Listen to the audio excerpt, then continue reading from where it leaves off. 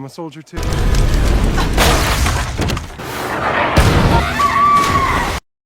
Movie की शुरुआत में एक बीच पर जूलिया नाम की औरत प्लेन से आने वाले मेहमानों का इंतजार कर रही होती है और जब वो प्लेन आते हुए देखती है तो वो खुशी से होटल की तरफ भागती है रॉर को बताने के लिए। फिर वो दोनों ऑफिस से निकल जाते हैं।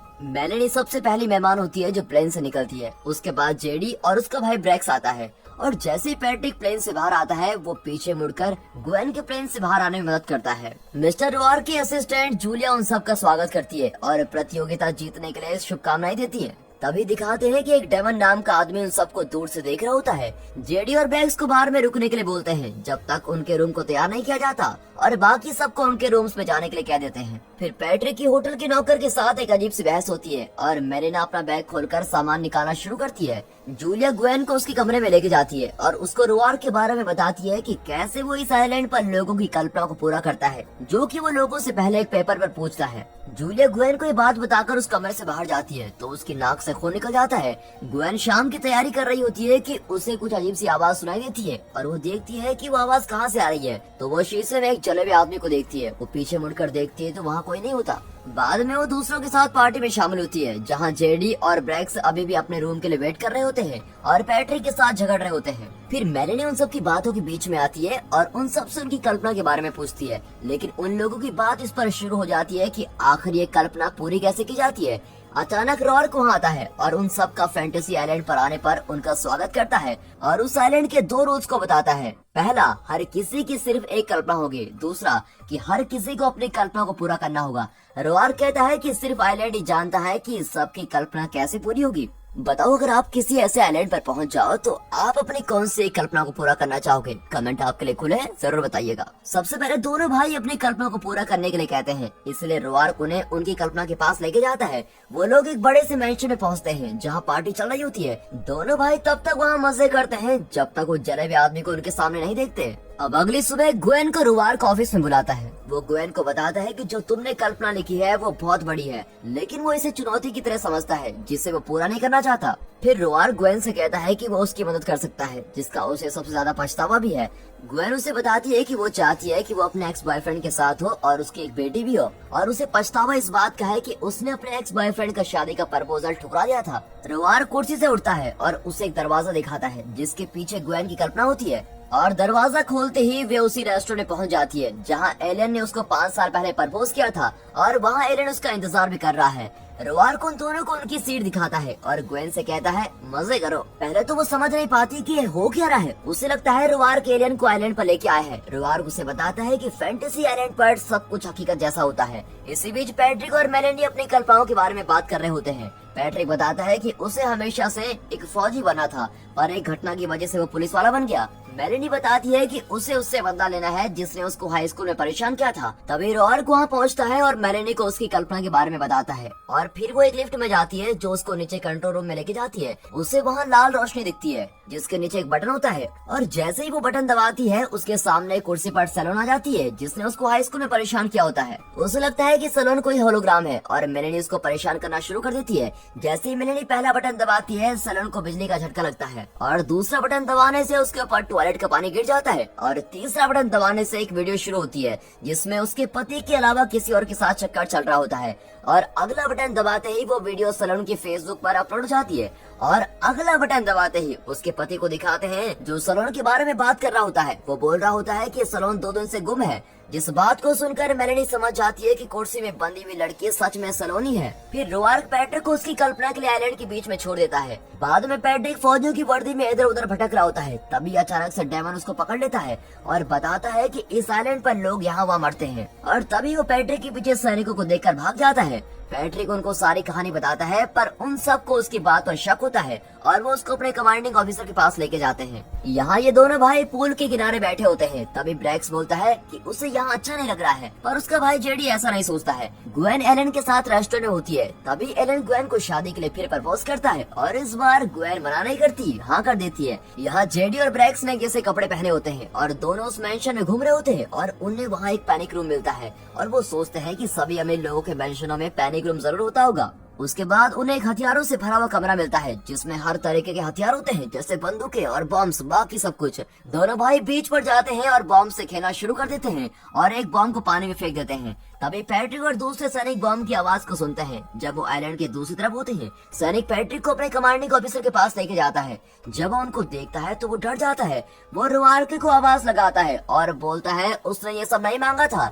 एक सैनिक उसकी गर्दन के लॉकेट को पकड़ता है और पूछता है कि उस लॉकेट में उसका खुद का नाम क्यों लिखा है। तभी अचानक से उन पर गोलियां चलने लगती है, जिसकी वजह से पैट्रिक डर जाता है और फिर उसके हाथ पर गोली लगती है और वो बेहोश हो जाता है। यहाँ दिखाते हैं कि मेलेनी की कल्पना में सोलेन वाले कमरे में डॉक्टर टॉर्चर आता है। मेलेनी उसे चोट पहुंचाना नहीं चाहती थी, इसलिए उसको रोकने के लिए वो माइक को हाथ में पकड़ती है और डॉक्टर टॉर्चर को कहती है कि वो उसके सीधे हाथ की एक उंगली को काट दे। अब जैसे ही वो उसके हाथ को पकड़ता है, तभी मेलेनी डॉक्टर टॉर्चर को बिजली का झटका देती है और उसके बाद उसके ऊपर पानी भी गिरा देती है। फिर वो शीशे को तोड़ती है और सोलेन को वहाँ से बचा लेती है और उससे झूठ बोलती है कि उसका भी किडनैप किया गया था और फिर दोनों जंगल में भाग जाती है। यहाँ जेडी और ब्रैक्स मॉडल के साथ बैठे होते हैं कि तभी उन पर नकाब पहने हुए लोग हमला कर देते हैं। दोनों भाई मॉडल्स को पैनिक रूम की तरफ लेके जाते हैं और ब्रैक्स रॉड को फोन मिलाता है, पर उनकी कोई मदद नहीं करता। अचानक से पैनिक रूम का दरवाजा बंद हो जाता है और मास्क पहने हुए लोग घर में घुस जाते हैं।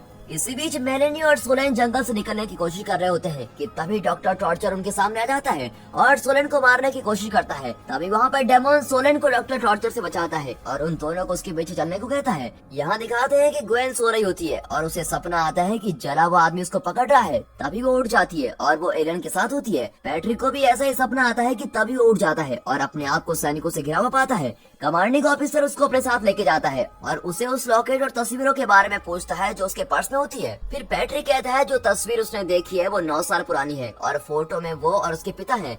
कमांडिंग ऑफिसर उससे पूछता है कि यहाँ हो क्या रहा है। तब पैट्रिक बताता है कि वो उसका बेटा है और बताता है कि वो एक ऐसे आइलैंड पर है जहाँ जो मांगो वो पूरा हो जाता है। उसे सैनिक नहीं बनना था बल्कि अपने पिता को दोबारा देखना था। अगले सुबह ग्वेन रॉर्क से बात करने जाती है। रॉर्क ग्वेन को बोलता है कि उसको और एलन को शादी किए हुए 5 साल हो गए हैं और उनकी बेटी है जिसका नाम लीला है। अचानक से ग्वेन के दिमाग में नई यादें बन जाती हैं उसकी और लीला के बारे में। रॉर्क बताता है कि ये आइलैंड ये सब कुछ कर रहा है। वो बताता है कि उसने बहुत साल पहले एक ऐसे आइलैंड के बारे में सुना था जहाँ पर सब कुछ मुमकिन हो जाता है और वो अपनी पत्नी के साथ उस आइलैंड को ढूंढने निकल पड़ता है। लेकिन उस आइलैंड पे पहुँचने से पहले ही उसकी पत्नी मर जाती है। वो चाहता था कि जब वो आइलैंड पर पहुँचे तो उसकी पत्नी लौट आए। फिर रॉर्क ग्वेन को अपने नए परिवार के साथ जिंदगी जीने को कहता है जो आइलैंड ने उसको दी है। पैट्रिक के पिता उससे कहते हैं कि वो उसे इस आइलैंड से बाहर निकालेंगे क्योंकि वो पैट्रिक की बात पर यकीन करते हैं। फिर पैट्रिक कहता है कि जो हो चुका है उसको बदलना नहीं चाहिए और उन्हें अपने साथियों की मदद करनी चाहिए, वरना वो भी उसी की तरह किसी को न बचाने की वजह से बहुत पछताएंगे।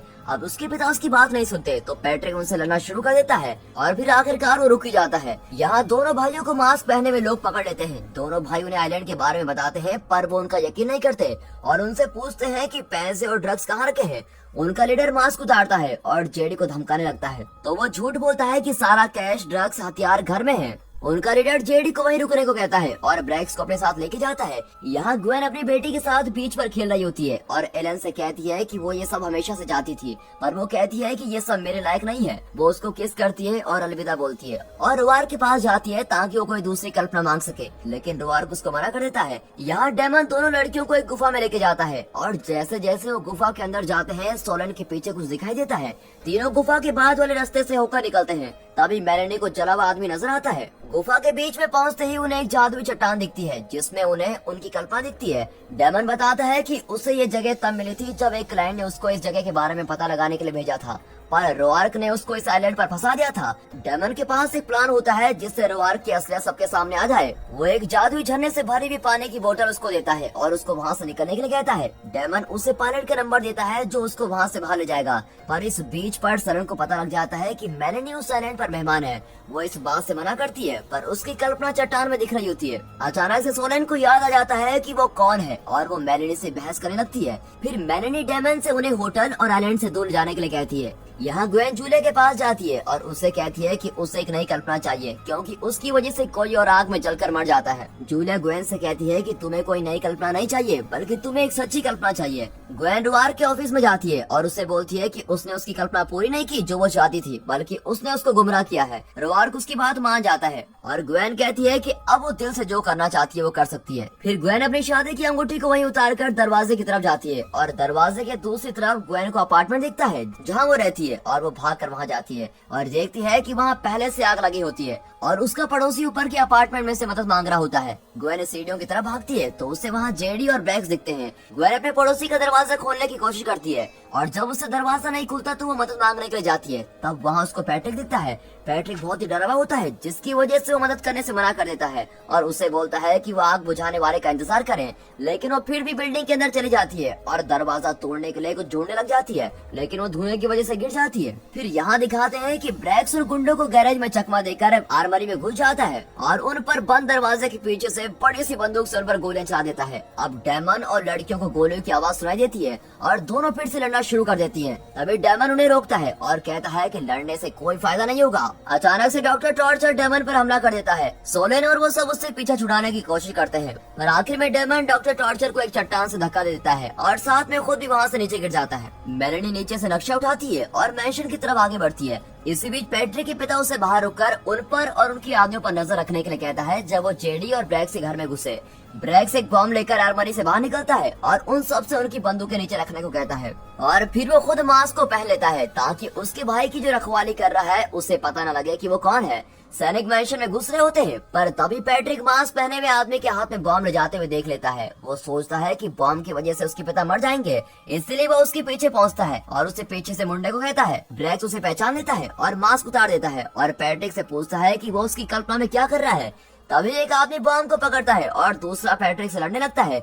जब उसकी बंदूक गिर जाती है तो लड़ने की आवाज को सुनकर जेडी के ऊपर जो आदमी ध्यान दे रहा था वो देखने आता है। तभी एक सैनिक उसको मार डालता है और वो जेडी और मॉडल्स को बचाने के लिए अंदर घुसते हैं। फिर ब्रैक्स मेन आदमी से बॉम्ब के लिए लड़ रहा होता है और पैट्रिक दूसरे आदमी से बंदूक के लिए। तभी सैनिकों को आता देख मेन आदमी उन पर बॉम्ब फेंकने लगता है कि तभी पैट्रिक उस पर गोली चला देता है और ब्रैक्स किसी तरह बॉम्ब को गिरने से बचा लेता है। वे सभी खुश होने लगते हैं कि वो बच गए हैं। तभी जेडी को गोली लग जाती है और अब वो सभी पीछे हटने लगते हैं। लगभग सभी सैनिक और पैट्रिक के पिता लड़ते हुए मर जाते हैं, पर पैट्रिक और ब्रैक्स किसी तरह वहाँ से निकल जाते हैं। यहाँ साथ साथ मेलेनी मान जाती है कि उसी की वजह से सोलेन साइलेंट पर है और तभी वो कहती है कि होटल जाने की जगह हमें तुम्हारे पति को फोन करना चाहिए और उसे पायलट का नंबर दे देना चाहिए। फिर सोलेन का पति उसकी मदद करने के लिए मान जाता है। उसी वक्त में जूलिया ग्वेन को जलते हुए अपार्टमेंट से उसे जिंदा बाहर निकाल लेती है। पैट्रिक और ब्रैक्स को मेलेनी और सोलेन कंट्रोल रूम में मिलती है और फिर वो सभी होटल की तरफ भाग जाते हैं, पर तभी रुआर्क और उसके आदमी उन्हें वहाँ रोक लेते हैं। अचानक से ग्वेन आ जाती है और उन्हें बताती है कि उसे पता लग गया है कि वो सभी उसके पड़ोसी की कल्पना का हिस्सा है जिसका नाम निक होता है। वो सभी किसी प्रकार से निक से जुड़े हुए हैं और सभी एक अच्छी कल्पना में नहीं बल्कि एक बदले की कल्पना में है। रुआर्क इस बात को मान लेता है और उन्हें कहता है कि निक की मौत के बदले उन सबको मरना होगा। अचानक से उन्हें प्लेन की आवाज सुनाई देती है जो कि आइलैंड की तरफ आ रहा होता है। जब वो वहाँ पहुँचते हैं तो मास्क पहने हुए लोग प्लेन को उड़ा देते हैं। अब सभी लोग भागकर जंगल की तरफ जाते हैं और समझ जाते हैं कि इस कल्पना को रोकने के लिए उन्हें उस झरने को बॉम्ब से उड़ाना पड़ेगा। जैसे वो गुफा में जाते हैं तो उन्हें अजीब सी चीजें दिखने लगती है। पैट्रिक के ऊपर कोई हमला कर देता है और उसे पानी के अंदर खींचने लग जाता है। जब वो खुद को पानी से बाहर निकाल लेता है तब वो देखता है कि एक ज़ॉम्बी जो उसके पिता की तरह दिखता है वो उससे लड़ने लगता है। पैट्रिक किसी तरह पानी से बाहर निकलता है और मेलेनी उसके पेट में चाकू घुसा देती है। सोलेन को उसकी जैसे एक औरत दिखती है जो उसकी नकल करती है जैसे वो स्कूल में किया करती थी, पर सोलेन कहती है कि वो ऐसा कभी भी नहीं करेगी। तभी उस पर डॉक्टर टॉर्चर हमला कर देता है। ब्रैक्स भाग रहा होता है कि तभी उसे अपना भाई जेडी दिखता है जो उसे कहता है कि तुम्हें मर जाना चाहिए था। तभी जेडी की आंखों से काले आंसू निकलने लगते हैं। ग्वेन को अपनी बेटी दिखाई देती है और वो उसे निक के पास लेके जाती है।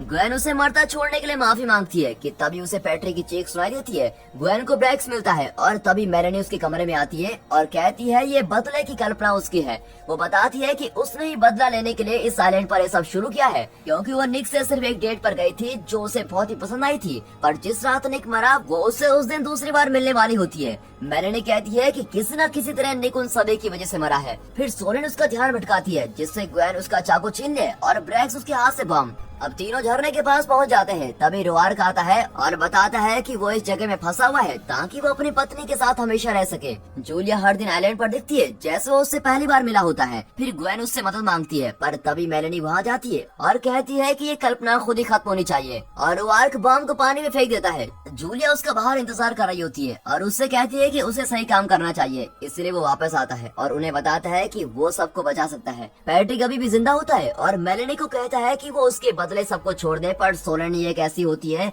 जिसकी अभी तक वहाँ कोई कल्पना नहीं होती है।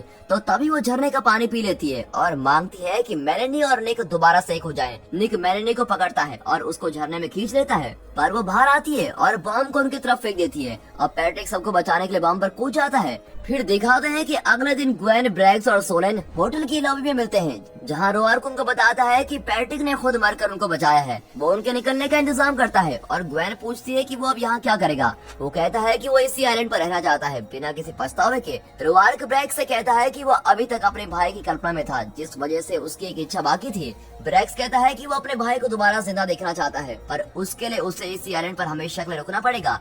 अब ग्वेन और सोलेन प्लेन के अंदर जाते हैं और जैसे ही वो प्लेन उड़ने वाला होता है उन्हें जेडी प्लेन में दिखता है और वो उन्हें कहता है कि वो उनके साथ नहीं जाएगा। और दोस्तों, ये मूवी यहीं पर खत्म होती है।